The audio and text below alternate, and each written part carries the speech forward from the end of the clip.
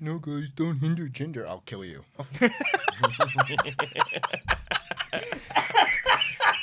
Welcome to Tables, Lists. And chairs. and Chairs. Tables, lists, chairs, and chairs. And chairs. And chairs. And stairs. And stairs. Welcome to TLC. If it's your first time here on WrestleTalk watching TLC, here's how it goes. Each of us have come up with a personal top 10 list of a certain wrestling category. We're going to go through our picks and reveal them at the same time. Each of our picks are given a point value, so our number 10 pick will be given 1 point, our number 9 pick 2 points, number 8 3 points, etc. till we get to the end. When we get to the end, we total up all the points, and then we have a definitive winner. So for this episode, I'm joined by Tempest. Hello. I'm joined by Sullivan. Hello. And today we are going through the 10 worst wrestling promos ever.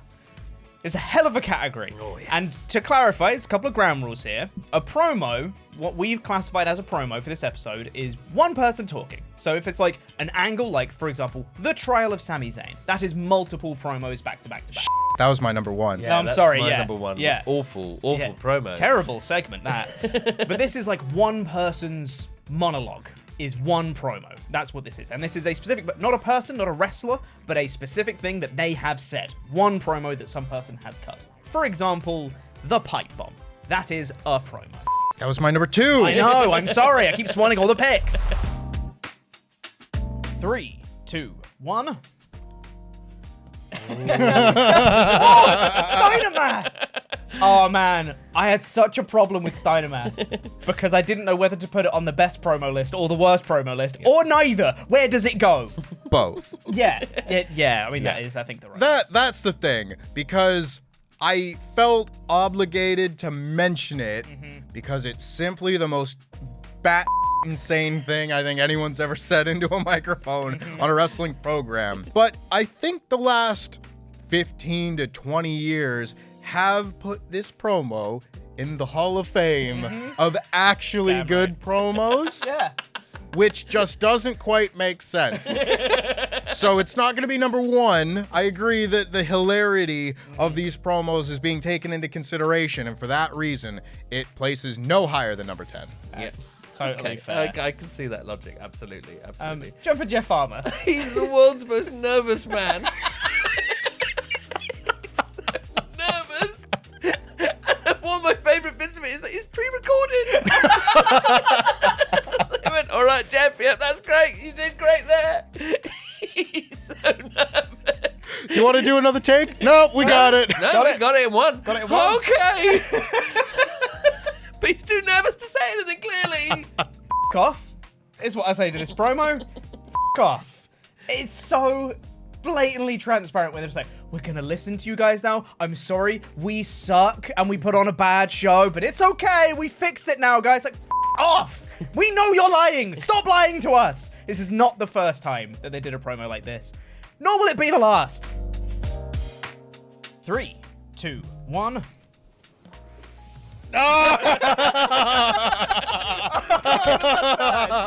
That was on my long list. Yeah, I love this promo so much because he completely f***ed it. If you think that I'm just the right gay guy at the wrong place at the right time, and then he does it again and he f***s it again, it is f***ing brilliant. If you actually think that I was just the right gay guy. This, for very much kind of the same reason as yours, Yeah. with a completely different message.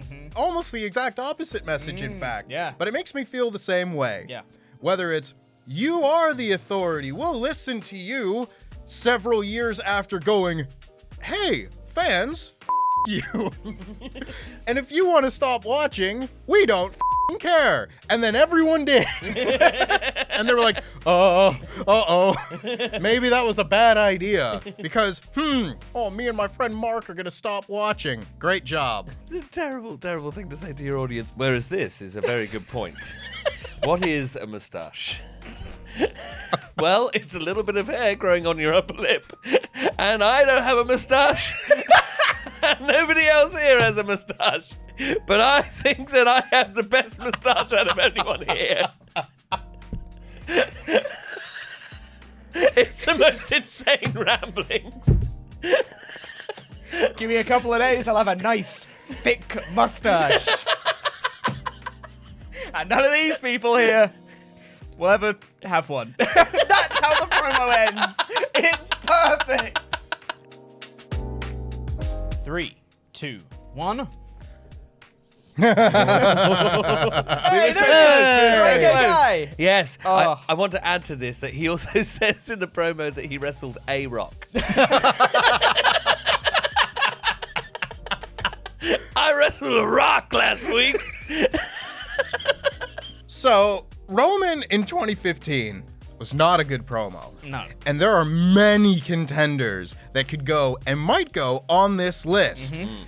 This happens a few months after January, where he cuts another bad promo, and they just sent him out there and told him to keep doing it. Clearly, it's what they wanted. What the were they on about? Roman Reigns goes out there, and he has a feud with the Big Show that no one wants to see. And his response to that was, I'm gonna go and tell a story. I'm gonna go tell a little fairy tale about the giant and the Jack and the Beanstalk and ha ha ha ha ha. And nobody gave a shit. He's not John Cena. No. And it took them like 8 years to figure that out. Well, Triple H was racist in that promo, wasn't he? Pretty bad. Yeah. Don't be racist. Don't do that. Made significantly worse by the fact that Booker T lost at WrestleMania. I mean, it's insane that he lost. Yeah, which makes the promo retroactively significantly worse. Yeah. 3, 2, 1. Yes! Oh, matchy! Oh, so good. Yeah. Yes. I don't think Jumpin' Jeff Bomb is the most nervous man in the world. I think it's the Miz in this promo. Yes. Oh, poor Miz. Poor Miz. Oh, he got so flustered. He got so flustered. This would be if WWE came to me and said, "Go do a promo." I'd be like, yeah, no, I could totally do that. You need to call this number. That's it's so much secondhand embarrassment. Yeah. It is rough to watch. It's so rough. But it's also, if you look at what he's saying, like, as the promo, it's like, it's really weird where it's like, yeah, we got sexy ladies. We got the sexiest ladies in the world. And it's like, that's not what the Diva, I mean, it obviously was what the Diva Search was about, obviously. Yeah. But, like, it shouldn't be what the Diva Search is about. You're trying to find wrestlers, not sexy ladies. This one. Yeah. God. Listen, Yeah. stories have been told to the ends of the earth about the death of the Nexus at SummerSlam 2010, and the stories that have surrounded the backstage bits regarding that, where John Cena went into business for himself basically and said, no, I think I should win. I should kick out of a DDT on the floor and pin the last two guys or make Wade Barrett submit and whatever, and then came backstage and went, I think that was actually probably the wrong decision. And then he doubles down the next day and makes it so no one in that group will ever be taken seriously as a main eventer again. Is that Heath Slater or the chick from Wendy's? Haha, get guy that wants to have a career. 3, 2, 1. Oh, so close. So close. Oh, the Genesis of McGillicuddy. oh, gosh. Oh, yeah. Oh, well, actually, yes, rough. I forgot about that one. Oh, yeah. But look how silly this was. This is the beginning of the genesis of the. I mean, he just keeps on saying the same words again and again and again. It's beautiful. wonderful. It's brilliant. It's so good. Starting now, from this moment on, going forward from now, this will be the moment, starting now, of the Genesis of McGillicuddy. Is impeccable. How can you top it? It's a perfect promo. It's one sentence where he's looked up at a thesaurus, clearly, with different words to say Genesis. Oh, it's amazing. He tries to start the sentence over like 10 times. I think trying to hope that more is going to come to him. And he just goes, shit, I only had one line. That'll do. I know that like a lot of people who grew up during this kind of time, like the early 2010s and whatever, have a fondness for the Bella Twins and such. Total Divas was popular with the crowd. I used to watch Total Divas. I'm not going to exclude myself from that. When it comes to the art of professional wrestling, oh man, this death feud between two twins. And the most memorable part of all of it is one of them being like, I wish you died in the womb. Basically what you said. I kind of wanted to do John Cena brackets general, because so many of them are just fucking insufferable to sit through when he's in his proper Super Cena phase. This is like the most emblematic example of that. Of him just being like, I just beat you guys, and also all of you are jugs, and none of you are ever going to be a main eventer again. Basically what you said. I very nearly put just John Cena, fine speech, ... Fine speech. Fine speech. Fine speech. Fine speech. 3, 2, 1. We were so close. Oh, so close. So close. Yeah. Oh, Piggy James. Yeah. was a rough time. I hated this so much. Fat shaming women is bad in and of itself. Bad promo, shouldn't have happened. What do you get out of it? Nothing. Also, Mickie James isn't fat. No. Like, what are you talking about? No. You're just saying things that aren't true. It's just bad on every level. Yeah. It's yeah. This sucked. Don't do that. Well, he stumbles over those words to begin with. Despicable. He forgets what promotion he's working for. Billy, what's his name show? He then gets angry at his t-shirt. God! And your t-shirts are too tight too, Billy! He can't remember the name of the show that they're doing on that Saturday. Super Saturday? What is it? I don't know what it's called. What is it called? Super Brawl Saturday. Super Brawl Saturday? It's like watching a train crash. It's brilliant. I could watch this again and again and again. Yeah. I also just love the little sound bell. I don't know! Yeah. Oh, that's brilliant. I don't know! We were so close, Sullivan. Yep. So close. I mean, it is... I don't think it's the funniest bad promo, but if I think of just like Deer in the Headlights goes out there and just has nothing, I think of this promo. 3, 2, 1. Oh! Again! Oh, moustache, yeah. Yeah. Lucha thing. If I may be so bold, allow me to read. See, I am the future of this company. I'm going to be a big-time player in this machine called WWE. I am the next big thing. I am the next generation. And starting this moment, from now, from this moment on, this'll be the moment, starting now, of the genesis of McGillicuddy. That is f***ing poetry. Yep. Like, that is impeccable promo work. Listen.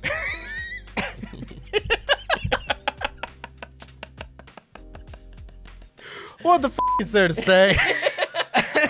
I don't have a mustache, but my mustache is the best mustache.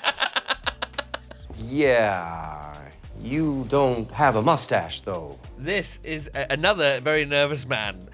He's nervous from the off in this promo, but the fact that he leaves it on, I'm going to make good lucha things.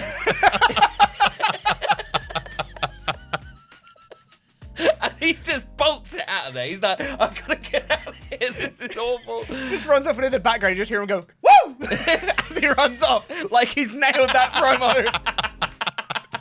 I gotta run, guys. It's only gonna get worse. 3, 2, 1. Oh. This is the best promo.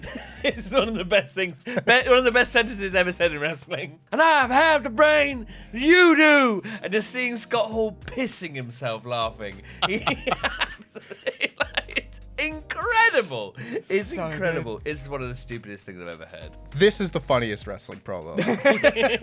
Steiner Math is a more complete promo, but in terms of the funniest wrestling promo, this is it. The first sentence he says, he f***s up. Yeah. He goes, what did the...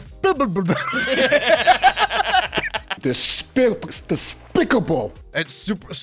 what is it called? I don't know what it's called. Super Brawl Saturday? Can't even pay me to wrestle Ron? I don't know. I'm the total packet. God. And these t-shirts are too tight too, Billy. I'm pissed now.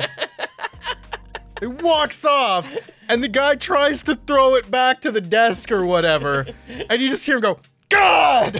It is Oh, it's perfect. fantastic. Tell me that's not perfect. Somehow, the second time racism is on my list. Yeah. And you know, the Triple H one is really bad. Don't do that, and it's bad that that Booker T lost at WrestleMania and everything. I think there was an element of story there that was very ham-fisted and done poorly. You know, you could have done a coded thing in the same way that like Kofi Mania was about Kofi's struggles for 11 years, but also it had coded underneath like Black World Champion. That's like part of this story. This is just Jinder Mahal being racist. This is him saying Shinsuke Nakamura is Japanese. Lol. But at least this time, Shinsuke won. Oh, no. God damn it. They still didn't learn their lesson. 3, 2, 1.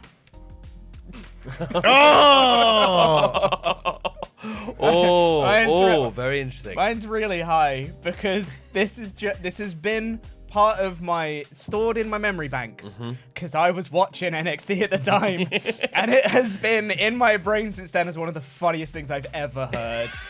And like I have some level of sympathy for him because this wasn't scripted, this wasn't planned. He got told seconds prior, cut a promo on mustaches, and he's like, yeah, grab what am a I gonna person do? on the street and tell them to do improv in Yeah. front of a building of 10,000 people. Yeah. Having said that, this is fucking hilarious.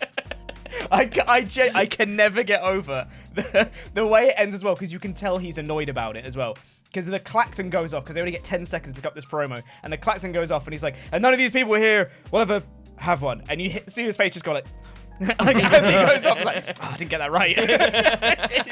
Listen, everything that I said about the Jack and the Beanstalk promo starts here, and then they keep doing it. This is like the thing that WWE fans held against Roman Reigns for like 6 years after this. No one could ever forget a promo this horrible. And it was the perfect example of them just going, oh, we need a new John Cena. We'll make you John Cena. It didn't work. And then they kept trying. Like, nobody really gives a shit about Roman anyway. But this is before the Royal Rumble. So people didn't hate Roman. They were just kind of ambivalent towards Roman. They didn't care. And he goes out there talking to Seth. And he's like, you got donkey dong for brains. You're a sniveling sucker full of suffering succotash, son. Oh yeah, that wasn't easy to say. Wink. The wink. Who the f are you doing that for? Who are you doing that for? The people that know this promo that know that you're at promos? That you got a line out without stumbling over your words? Easy for you to say. Now this, Controversial. We all love it. Right? I think you might get flamed in the comments for this, Sullivan. I think I probably will, and that's fine because this man actually worked this out before he didn't improv this. Yeah. He thought about this and went, all right, what is 66 2/3 plus 75? Like that's mad. That's mad. No, that's actually mad. No, think about it. It's mad. It's mental to do that. It's insane. It's insane to do that and go, yeah, that's what I'll go with. This is going to be the winning promo. It's mad. No, stop it. Stop commenting. Stop commenting because you're wrong. This is mental and we have to live in the real world. Okay, we have to live in the real world where reality exists and this is mad and it's not good. This is not a pipe bomb. No, it's more iconic than the pipe bomb. and I think it is. And I think it's more iconic. This is a man explaining numbers that he's made up.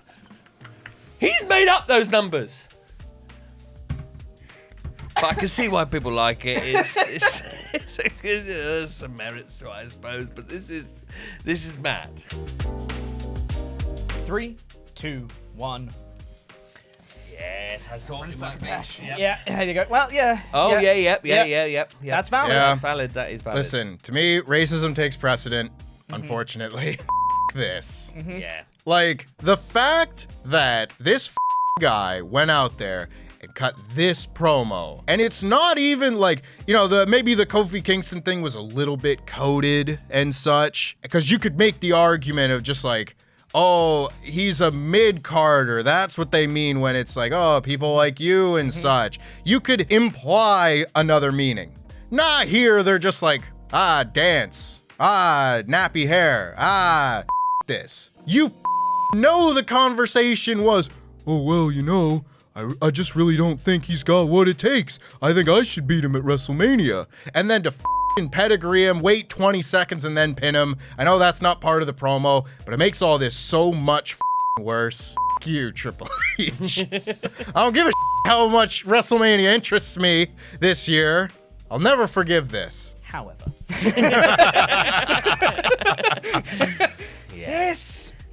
this is the most on promo in the history of wrestling. And I think deservedly so, because this is so emblematic of, like you said before, the John Cena problem. Of, we don't have a Cena, we need a Cena. Let's put Reigns in that position. Reigns is not that guy. The delivery's bad. The lines are bad. And I gave Eli Cottonwood some leeway because it wasn't scripted. This f***ing was. Who scripted this? You should be ashamed of yourself. This was you a playing at? plan. This is exactly what they wanted. This is what they wanted. The f*** you playing at? Oh, I f***ing hate this so much. He starts off by saying, I'm sorry for interrupting whatever you're doing here. Oh, wait, I'm not sorry.